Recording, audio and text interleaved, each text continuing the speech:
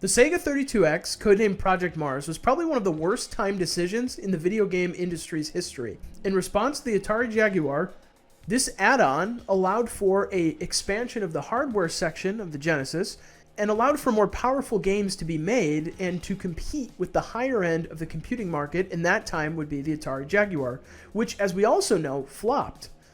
Sega unveiled this idea, and initially, the response was pretty positive. Between its low price point and its lead in developing to the next Sega system, which ended up becoming the Saturn, it seemed like a win-win. But it didn't really turn out that way.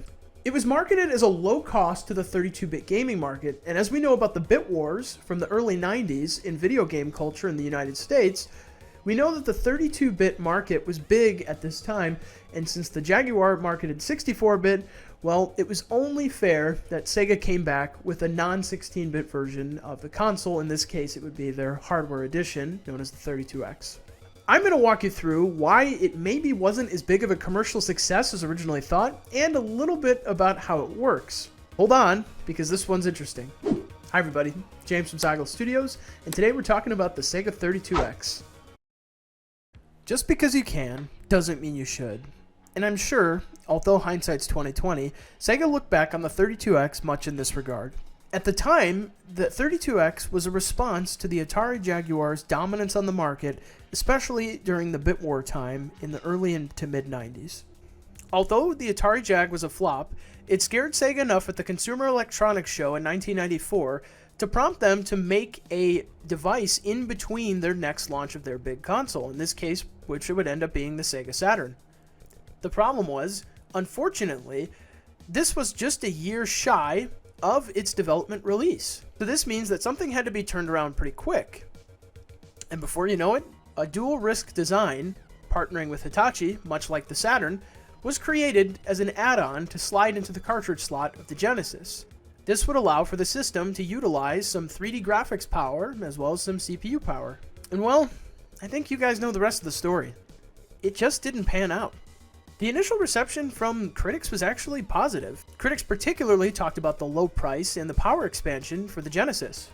But clearly, it was more of a band-aid solution. And quite frankly, didn't really make much business sense. Oh well.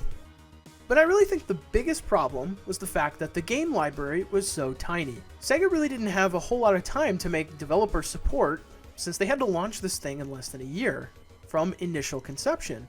A total of 40 titles were produced worldwide for the 32X, which is minuscule considering the fact that it sold 800,000 units. Not to mention, there were 29 canceled games for the 32X as well. When the amount of games that are released is close to the amount that have been canceled, well, something's certainly up there. And quite frankly, I don't think game studios could justify making these games anymore, especially after the release of the PlayStation 1 and the Nintendo 64. All these games either came out between late 1994 and late 1995.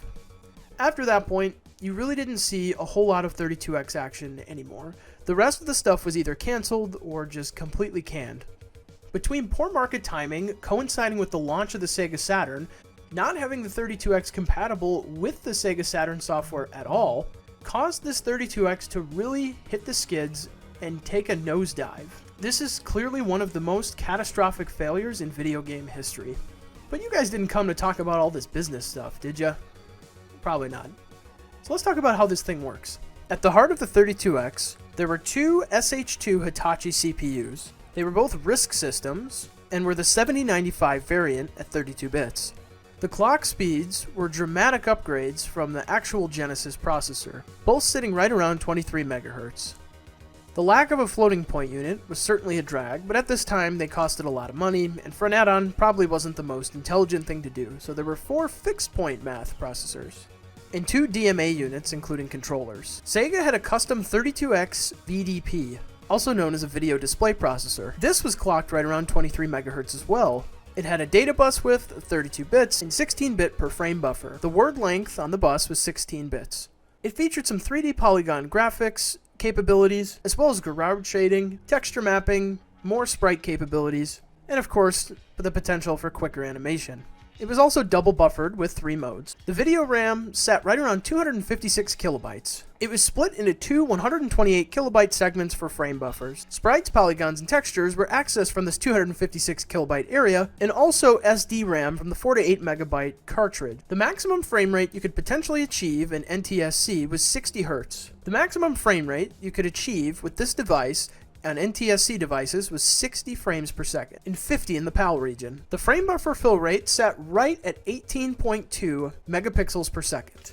This system was no slouch, and it's amazing how they were able to get this out so quickly in about 6 months design, turnaround, test, and launch just that following year, from the initial conception. But how does it stack up against the Genesis itself?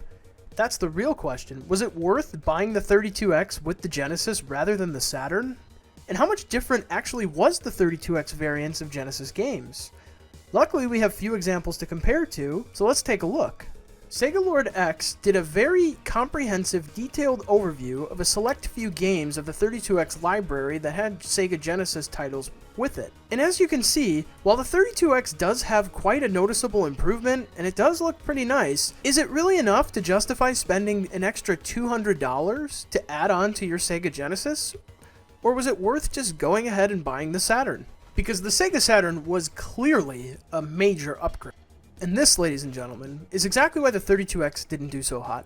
Buying this for $200 as an add-on to your Genesis, while it made the games look a little bit better and perform better, there was clearly a noticeable difference, but that difference wasn't enough to justify spending half the price of what you'd spend on a brand new Sega Saturn, which would be an extreme improvement over the Genesis and the 32X. Not to mention, these two things in North America launched at about the exact same time. The 32X in North America launched on November 21st, 1994, and the Sega Saturn in North America launched in May of 95. So not too far off, just a few months. Now you have a little bit of insight of how 32X was laid out and how it worked, and also why it probably wasn't the commercial success that Sega had originally thought it might be. It's always strange when companies try and throw these add-ons in between releases and think they're going to make a big splash. I mean, sometimes they're a hit, sometimes they're not. In this case, as you know, it was not. I appreciate all the support. It continues to help me make these videos and motivates me to make more. Be sure to like the video, and if you did like it, please consider subscribing because there will be more in the future. And also, if you have any feedback or any things you'd like to add to the video, please leave them in the comments section below. And if you think there's anything interesting you want me to cover in the future, you can also comment it too. I would love to hear from you.